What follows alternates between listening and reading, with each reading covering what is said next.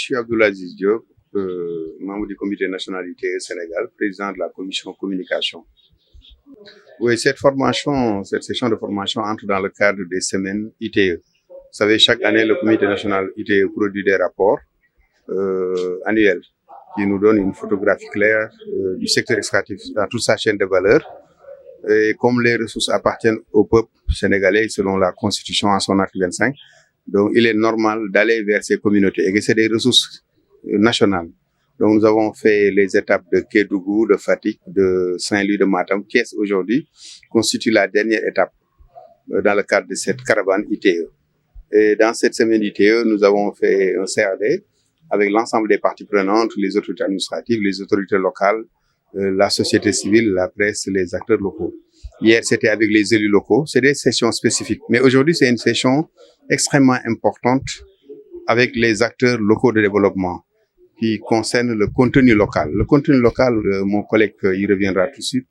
Moustapha, c'est une nouvelle loi qui a été votée en 2019. Et c'est une loi qui a beaucoup d'opportunités en termes de fourniture de biens et de services, de sous-traitance locale, de formation qualifiante, d'emploi qualifiant. Pour le rapport ITE, au-delà des chiffres produits par ce rapport, la contribution globale du secteur extractif s'élève à 185 milliards en 2020, dont 167 milliards sont retraçables dans le budget de l'État.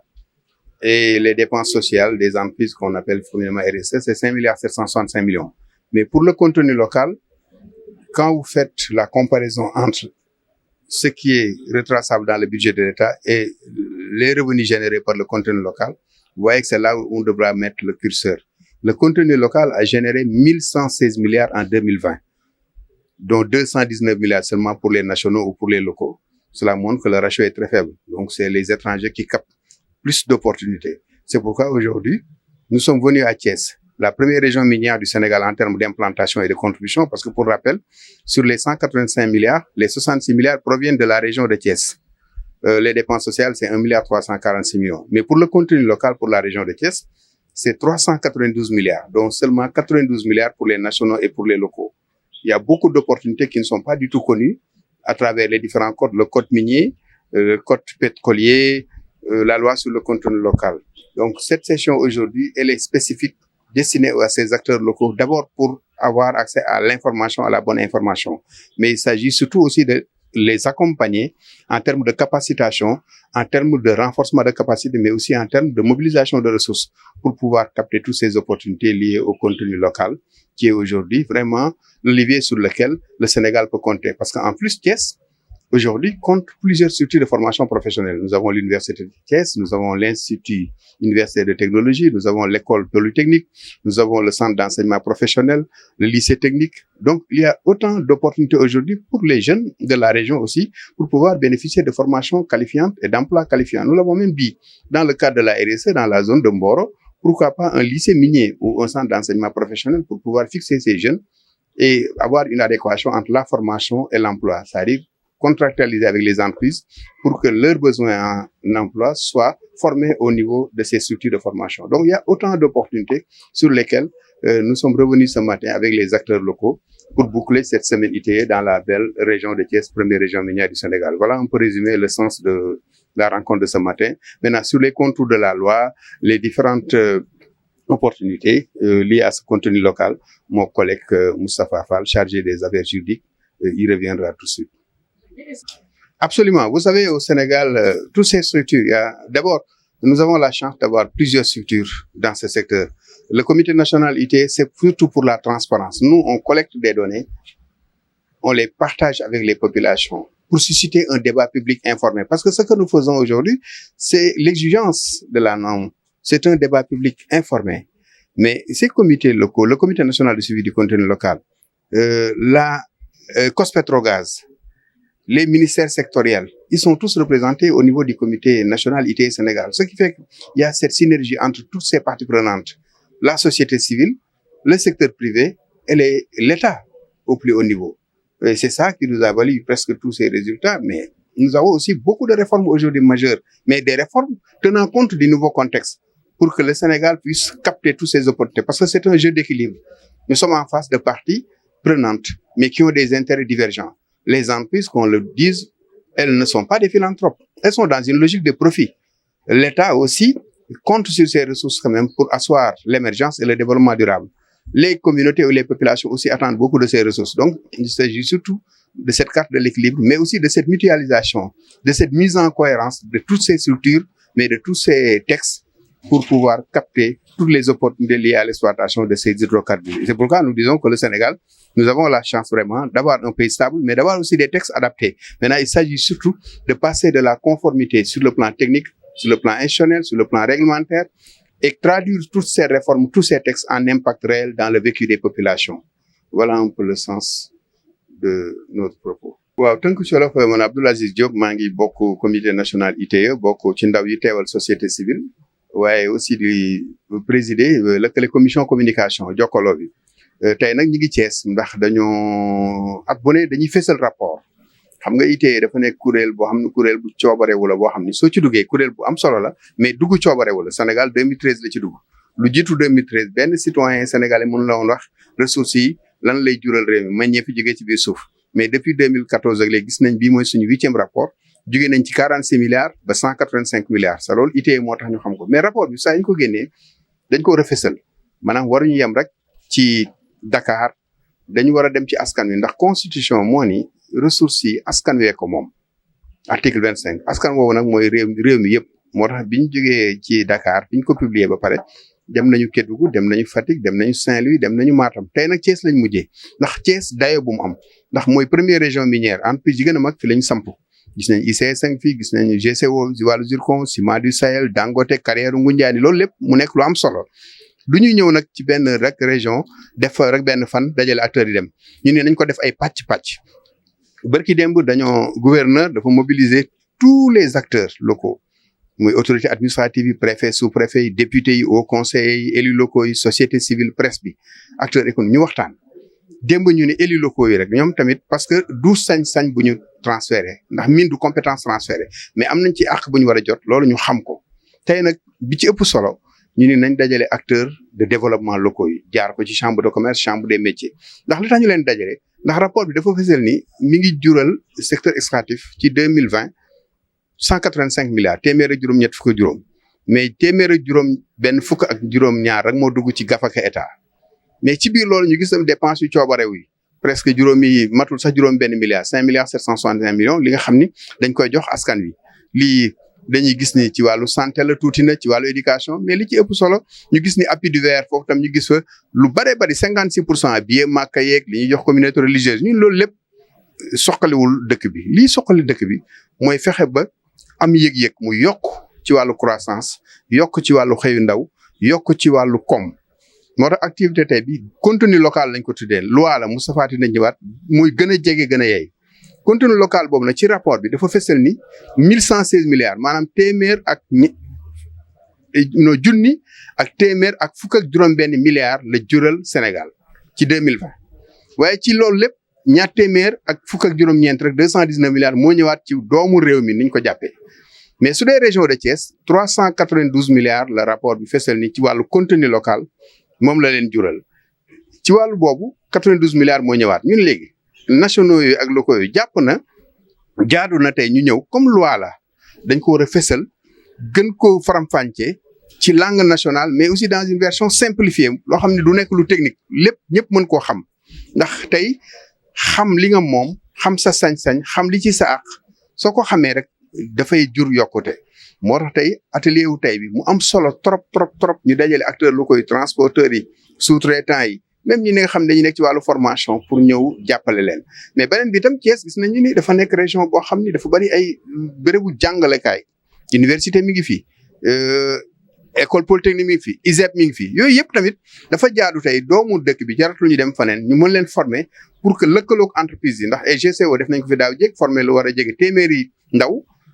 ñu bari si ñoo am nañu CDI dañoo nem ak lycée technique ne leen ñun kat formation bi lañ soxla ndax lii la suñu entreprise soxla ñun nag yooyu lañ bëgg a encourager ci wàllu xëyu ndaw ci wàllu sous-traitance ci wàllu fourniture de biens et de services te loolu am nañ chance ak chambre de commerce chambre de métier suñu lëkkaloo ak gouverneur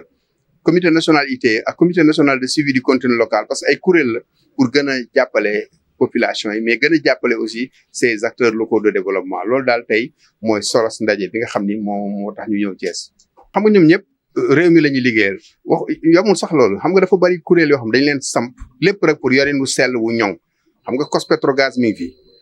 comité national de suivi du contrôle local dafa ñëw gën a dooleel loi boobu pour mën koo gën a jëmmal mais gis nañ fi aussi Petrosen mi ngi fi mais ministère sectoriel yi mi ngi fi ministère du pétrole ministère des mines ministère de l'environnement ministère des finances donc soo demee ITIE kuréel yooyu yëpp dañ fa lëkkaloo ba ci assemblée nationale ak au conseil des collectivités territoriales ña nga fa ak ndawu société civile pour lan xam ni ressources yi ñoo ko bokk sa lépp loo xam ni dañ ko bokk dañ ko war a waxtaanee suñ ko waxtaanee déggoo ci Sénégal yàlla def na sutura waxtaan wi dafa jiitu exploitation bi mais au-delà de waxtaan bi dafa am wóolonte parce que tant que amul waxtaan du am wóolonte c'est li ñu dajalee tey acteurs yi démb ak tey def ko ci région yëpp moom lañ def au niveau national donc ñun réeroowuñu suñu biir ndax ñoo bokk benn yéene bi mais ci biir loolu aussi ñi ngi taxaw tem pour lépp loo xam ni jëlee nañ ko ci niveau central kuréel yooyu ñu ngi koy liggéey di ko wàcce ci askan wi ndax ñoom moom ressources yi loolu daal moom laa ci mën a wax ci tënk. Le contenu local, il faut d'abord préciser que c'est un instrument extrêmement important pour le pays.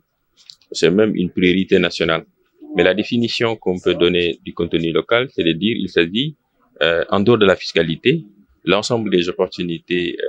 offertes par l'activité extractive au niveau de la chaîne de valeur, qu'il s'agisse de l'emploi, qu'il s'agisse de la formation, qu'il s'agisse également de la communauté des biens et services, et même du transfert